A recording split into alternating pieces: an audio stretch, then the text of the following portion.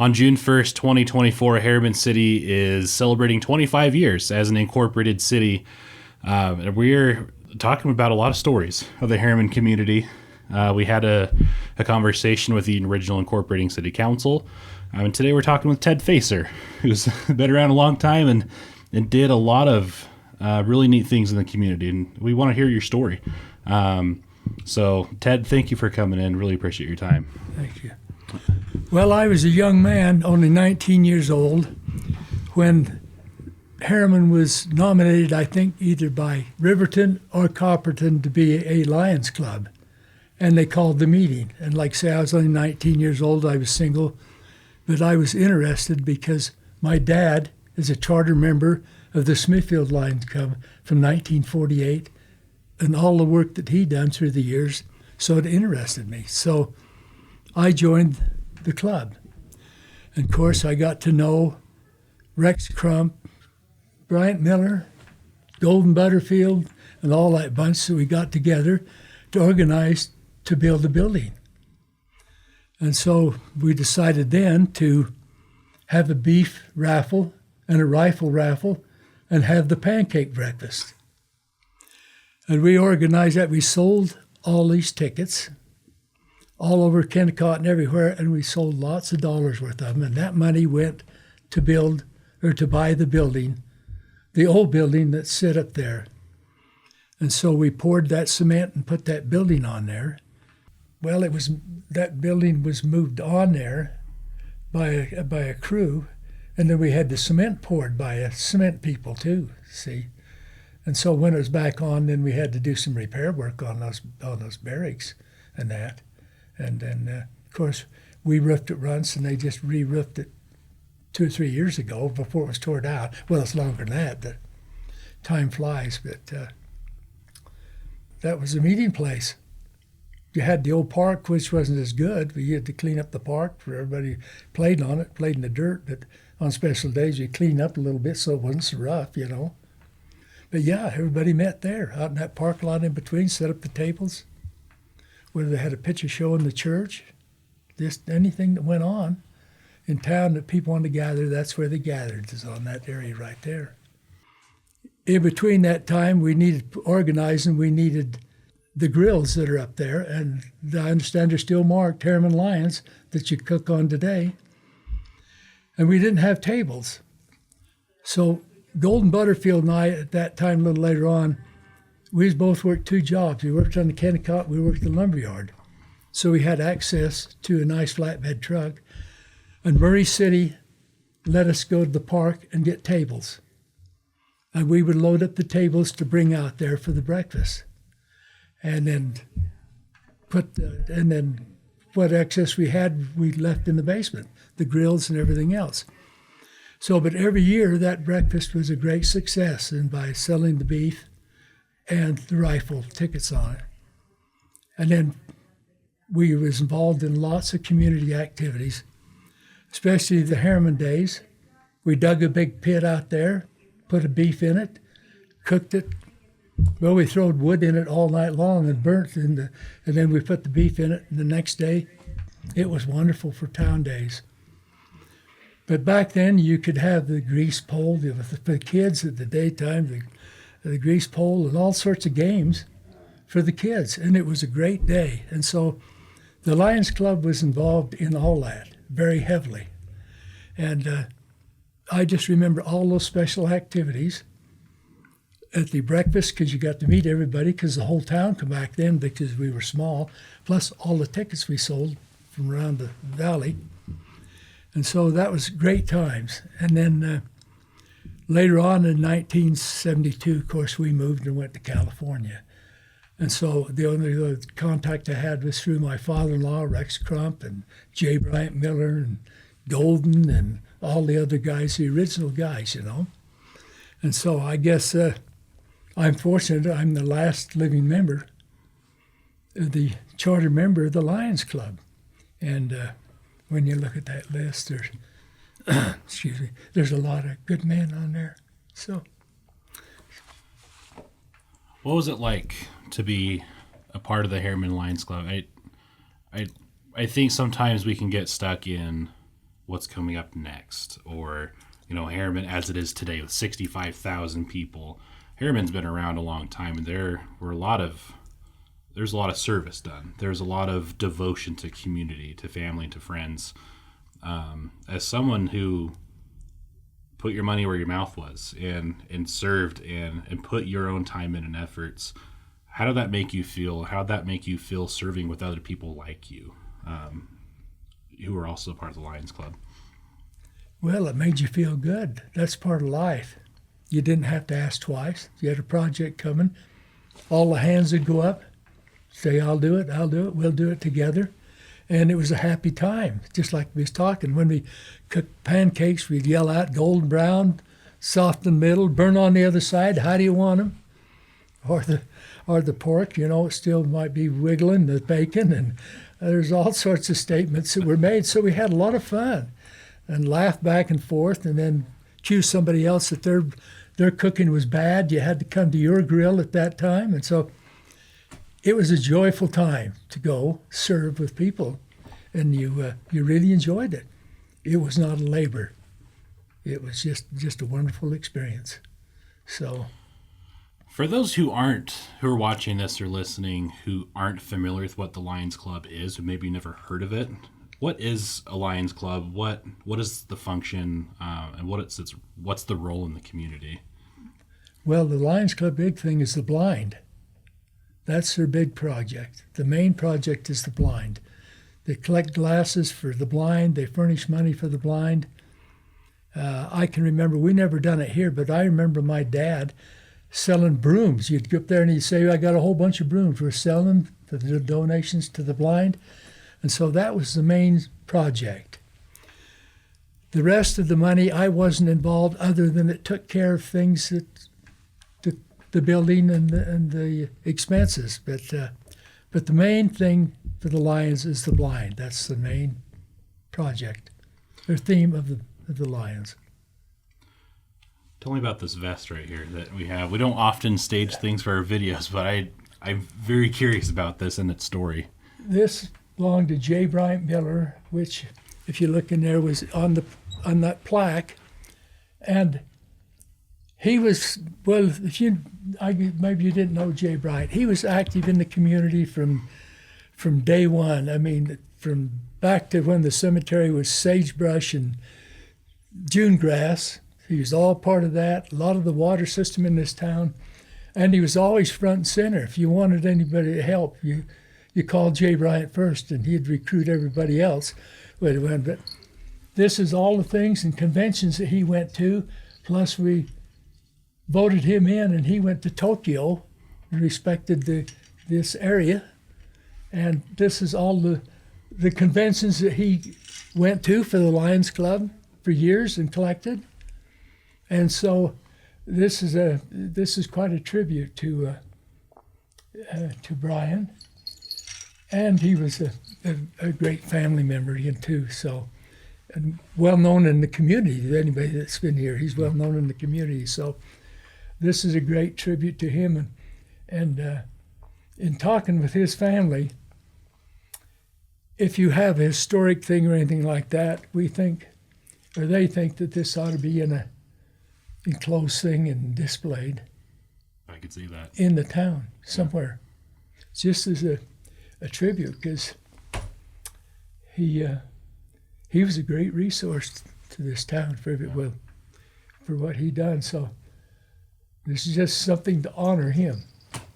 What are some of your favorite memories? And that might be coming how you worked through difficulties or maybe happy moments. What were some of your favorite memories when you were part of the Lions Club? Well, somehow when you was in there, they had what they called, if you got out of line, they called it a tail twister. And they might say, Ted, what are you doing over there? You're not supposed to, you got to pay attention. That'll cost you 25 cents. And they'd all get a big laugh. They thought of all sorts of things. It was crazy to call you on, So you had to be on your best behavior when there. So it got a lot of great laughs being there, laughs. But and then the other memories was working with all these gentlemen at the breakfast, like I said, at the grills, at the pit doing the beef, seeing the people, and above all, what they had for the kids on the Herriman Day. And it was just a lot of fun. And when people are happy and doing things, it makes everybody happy. So that was a good time. All of them, yeah.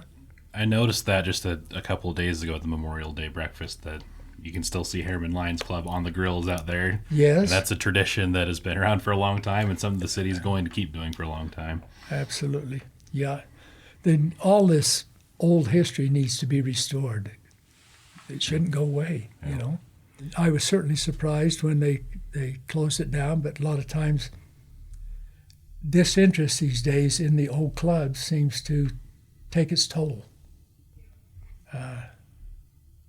And I don't know what that is, whether the young people are too busy these days raising families and they haven't got time to take that extra day to go to Lions Club or do other things, you know. That might be the reason,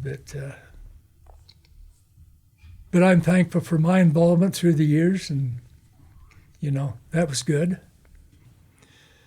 And I was fortunate to just be up in my old hometown, and where they honored my dad, see, as the oldest member of the Smithfield Lions Club, charter member, when he was 93 years old. His picture's in the town book up there. So I just had that honor just recently to be up there. And he's got a vest just like this that my brother has, identical to it. He didn't go to Tokyo there, but he went to all the conventions. And so that was fun to go up there and renew old times, you know. So it's just things of the past are great, you know. Yeah. I think that's a really important legacy, too, that still goes on today. I mean, Herriman is a growing suburb, but its roots are founded in that smaller community, in the Lions Club, in the service that was done, in the fun events. That was kind of the centerpiece of Herriman and the roots of what it is today. Absolutely. And as you young people preserve that, the younger people can see it and realize what went on. And of course, they'll all create their own thing, but that's history. Yeah. And it certainly needs to stay that way. Yeah. What we have here is the original charter of the Lions Club, and down here are a list of names. I don't know if you can read that, but maybe if some of those original names there, if you wouldn't mind reading those off. Yeah.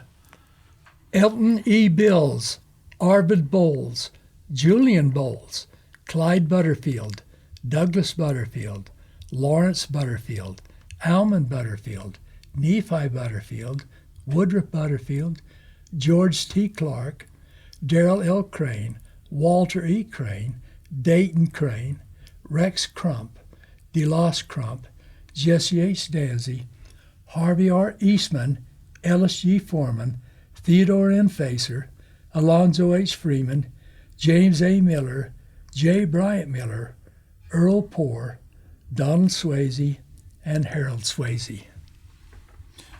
What was going through your mind as you were reading those names, and probably, I imagine, a lot of memories just coming to mind, even though you've already been talking about it here for a little bit? What was going through your mind? Kind of a picture of them as I can see them. You can kind of see their faces, you know, because I know them all very well, you know, being here. But it's kind of, you see their faces. I can see Darrell Crane in his store up there. I can see his face, and all of them. You can just see their face. Alonzo Freeman and Jay Bryan, of course. They're there when you read the names, yeah. Of course, Jay Bryant, and working with him, and sometime a little bit out in the cemetery and around town when he'd had a job, he'd call. And my father-in-law would also work with him, Rex Crump, and of course going with Grandpa Crump as he got older to go read the water meters here for the town. And Clyde and 3 or 4 of them there, we mixed all the cement for Jay Bryant's basement over there by hand. We had mixers. We mixed that by hand over there. It's a big job. And that was in 1956. Oh, man. Yeah, we'd done that. And it was, Jay Bryant, Grandpa Crump, and a couple of others dug the basement underneath the old Art Miller house. Wow. We dug down the side and went underneath, and we dug the basement underneath there while I was a young man living here in town. And so the interaction with, a lot of them guys on projects that showed up in town, if there was a little fire, everybody showed up, so it was good. But I knew them all. Yeah. Heart of the community right there. Yeah, I'll say that's another thing. Better go in a historical thing, Yeah. Some people will pass it by, not pay much attention, but others will benefit by it. Sure. So that's great. Maybe even talk about the fire department a little bit and what happened then. Oh yeah, it was just an old wagon and it sit inside of a shed right to the side of the old store up there. And my father-in-law lived right next door, and that siren was right there on the building. It had raised the whole town when that went off. You run around, hook up with the pickup, and you take off. And the people all hear it and head to where the fire was, and you drop the hose out by the plug and head down the road with the little cart, and that hose would come stringing out. And people would just show up to fight the fire and do what they could, And that was the fire department here for a long time. And my father-in-law was he worked mining, but he was generally home at night. And when that went off, that was his pickup, back up, hook on that trailer, and the way they'd go, So it was different times, and that's how people took care of things in town back then, So what drove that desire? I mean, today you have a fire department where you just call and you expect them to show up, and they just kind of do. It's not magic, and there are people doing that. Or city events, people show up and it's already there. But a lot of this is rooted in volunteerism and what happened here. What drove that desire? Because that's something that it's increasingly infrequent these days, I feel like. Well, you knew somebody was in trouble. So when that siren went off, you better go help out and see what you can do. You might be next. So that's why people would jump up and go, It was just a natural thing. It should be natural these days. I don't know whether it is, but back then that's what it was. As soon as that went off, you tried to find out where it was. Obviously, you go out if it's fire, you go out and look for smoke, or somebody come by and say it's up here, it's up there, and the way you went, So, and it's just, it was just something that's built in you. You go do it, and you go help when you can. That's it. So, that wasn't a normal thing in them days. That's what you done. Yeah. It's like you have to relate back to farmers. If you've got a certain crop and it's time to harvest, and all the farmers get together and work together and get the harvest up, And you didn't have to call. They knew it was happening. And that's the way with the fire department or anything else. Somebody needs help, you go. I don't want to say back in the day, because it wasn't that long ago. Yeah. But during that time, the LDS Church and the Lions Club were kind of the centerpieces of the community, at least as far as organized organizations go. Maybe what was that like? Maybe paint a picture of what that looked like. Well, like I say, most of us were affiliated with the church anyway, so you knew what was going on in the church, and we'd go help there, and they, in turn, people that weren't members of the Lions Club would come and help when Lions Club functions went. So it was just an interaction back and forth. You knew this was happening over here, you went and helped. And whether you belonged or you didn't belong, that's the main thing. And we did have one or two of the members that was on that list there. I remember wasn't members of the church, but they were just involved just as much there, loved just as much, and enjoyed everything just as much as. And so it was great interaction. Help one another. That's what it was. Because we knew what was going on. As you see Herriman today, just kind of think of the snapshots in time from when you were right in the days of the Lions Club to now, and maybe imagine toward the future. what goes through your mind as you see a community? It's grown over time and it'll continue to grow, and but the community is trying to retain a lot of those traditions. I'm just curious what you think when you think of Herriman. Well, I know when we lived here, I could jump on the horse and ride right out here, go to the South Mountain and hunt deer, walk out the back door and hunt pheasants out through the Walker farms, and all of them right out through there. And that's not possible to do today. You got too many houses, too many things you can't walk out through there, you know. And nobody ever bothered if you walked through with a gun or you rode your horse up the street or anything like that. So that's a change that I see.